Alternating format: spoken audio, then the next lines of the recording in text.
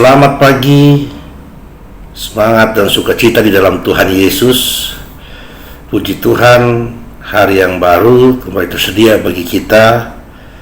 Terlebih di pagi ini kita akan memulai hari ini dengan firman Tuhan yang diperkenankan oleh Dia untuk menjadi pedoman bagi kehidupan kita. Warga dan sahabat GPIB dimanapun berada, selamat berjumpa di program Morning Call GPIB bersama dengan saya Pendeta Henry Victory Sihasale yang melayani di Mahkota Hayat Pamekasan Madura dan Pancaran Kasih Kalianget. Sebelum kita menerima dan merenungkan sabda Tuhan, mari kita berdoa. Tuhan, terima kasih karena kebaikan-Mu menyertai kehidupan kami dan kami dibawa untuk memasuki hari yang baru. Lebih dari itu ya Tuhan, terima kasih karena Engkau berkenan untuk menyatakan firman-Mu bagi kami. Kuduskanlah kami dengan Roh-Mu agar dapat menerima firman Tuhan dengan baik dan kami dapat merenungkannya sepanjang kehidupan kami, dan hidup kami pun dikaryakan oleh Roh Tuhan untuk kami setia dan taat kepada kehendak-Mu. Di dalam nama Tuhan Yesus kami berdoa, amin. Sabda Tuhan tertulis dalam kitab Yehezkiel pasal 9 ayat 1 sampai ayat yang ke-6. Tertulis dalam kitab Yehezkiel pasal 9 ayat 1 sampai ayatnya yang ke-6. Lalu aku mendengar dia berseru dengan suara yang nyaring, "Maju kemari, hai, yang harus menjalankan hukuman atas kota ini, masing-masing dengan alat pemusnah di tangannya.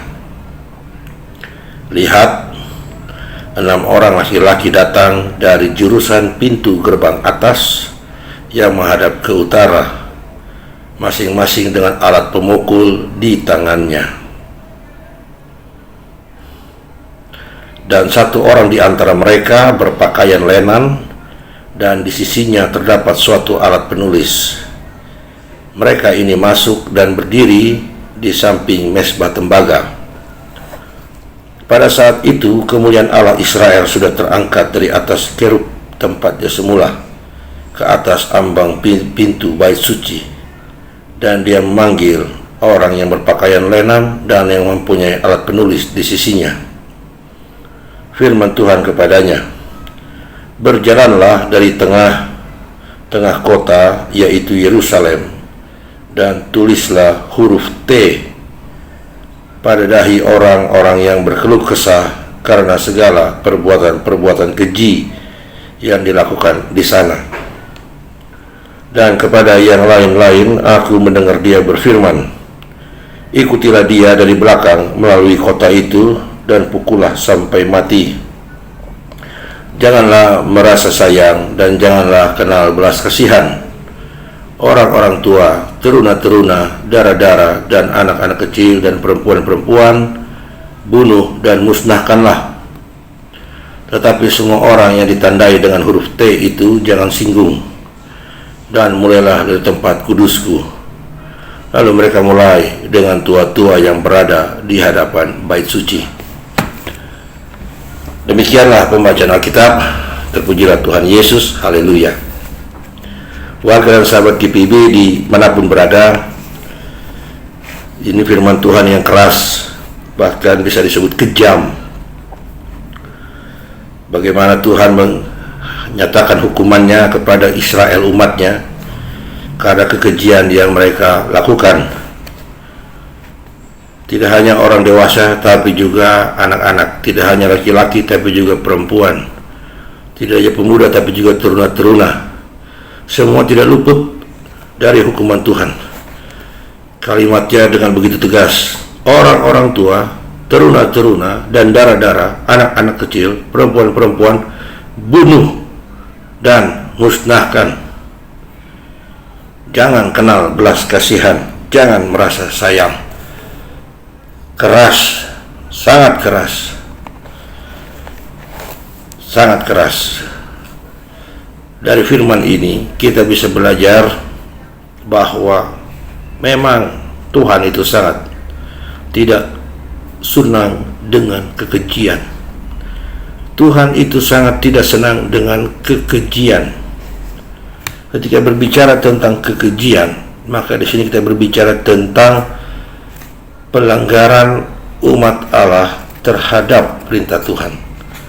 Dan yang kalau kita mengikuti dari bacaan-bacaan sebelumnya yang kita renungkan, salah satunya adalah penyembahan berhala. Salah satunya adalah menduakan Tuhan sebagai yang disembah, sebagai yang dimuliakan.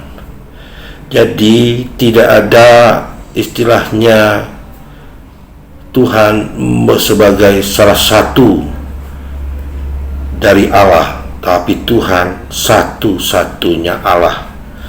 Ketika ia menjadi salah satu, maka itu adalah kekejian di hadapan Tuhan.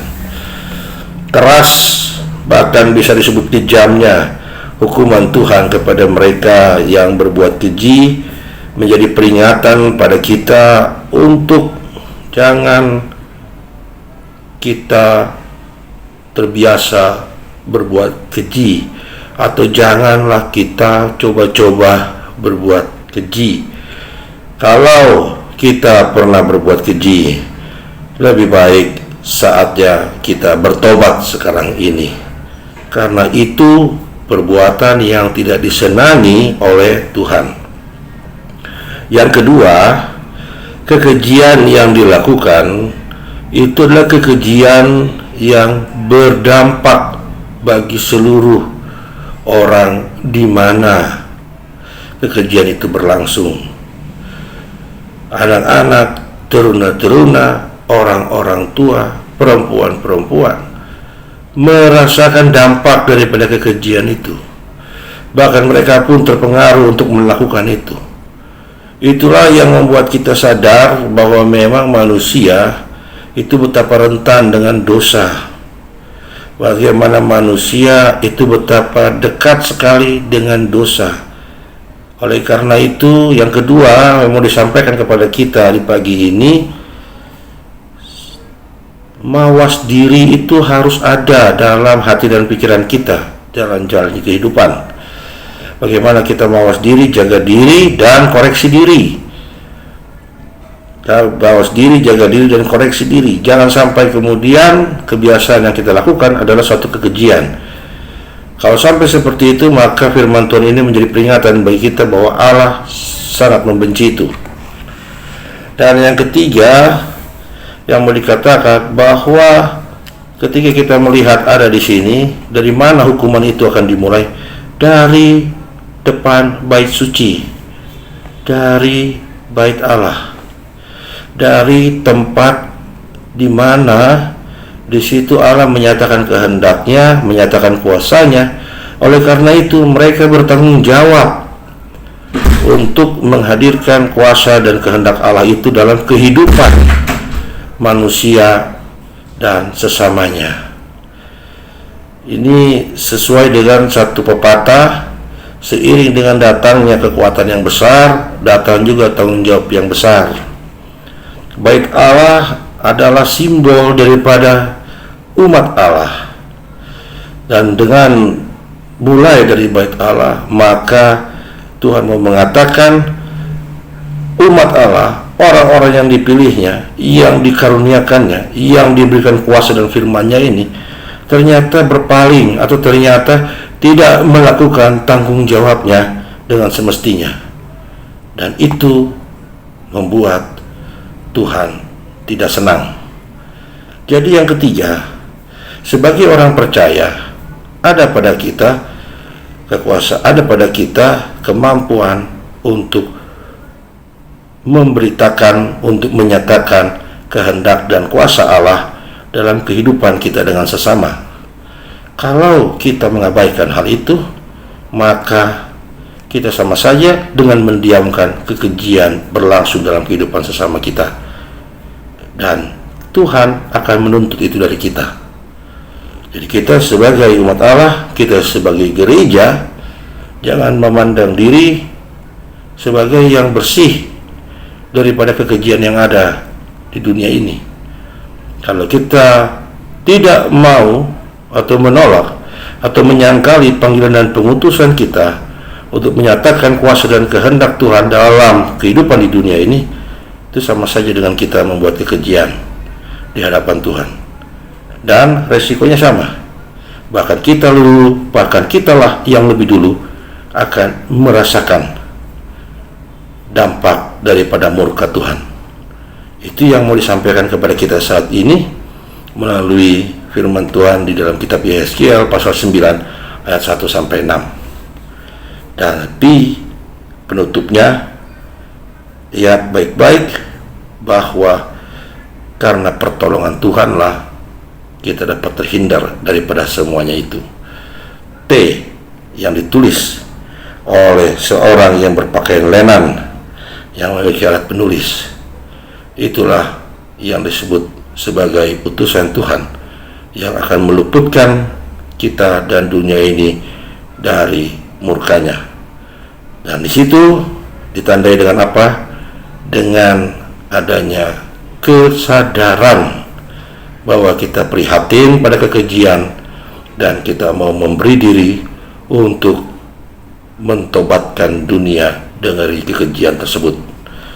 Jadi maksud kekejian itu adalah kita menduakan Tuhan, dan termasuk itu kita menduakan kehendaknya, membuat dunia tidak menjadi tempat hidup yang seturut dengan kehendak Tuhan, membuat dunia tidak lagi berjalan seperti yang Tuhan kehendaki, di mana di situ ada kebenaran, ada kasih, dan ada keadilan. Tuhan Yesus memberkati. Mari kita berdoa.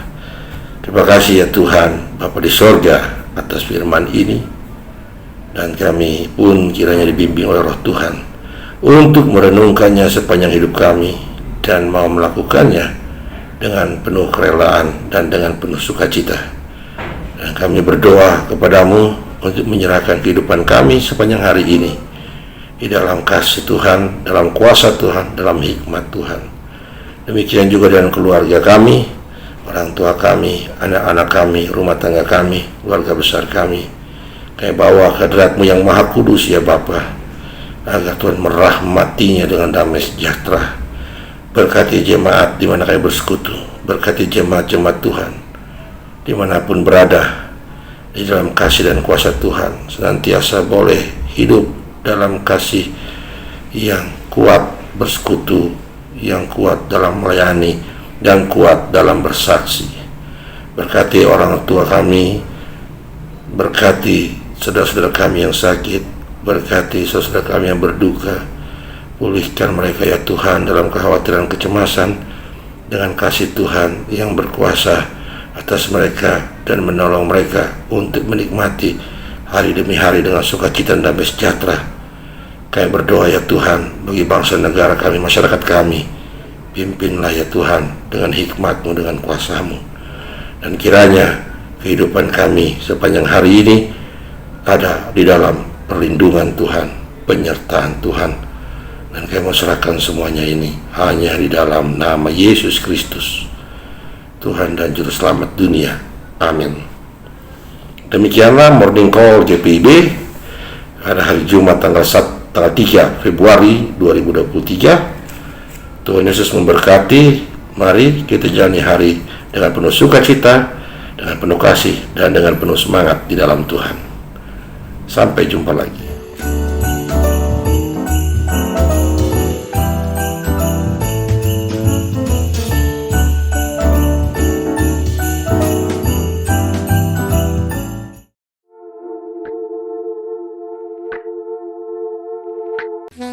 Shalom, sahabat GPIB, saya Pendeta Ivan Dinamika, Ketua Majelis Jemaat GPIB Kota Bunyu.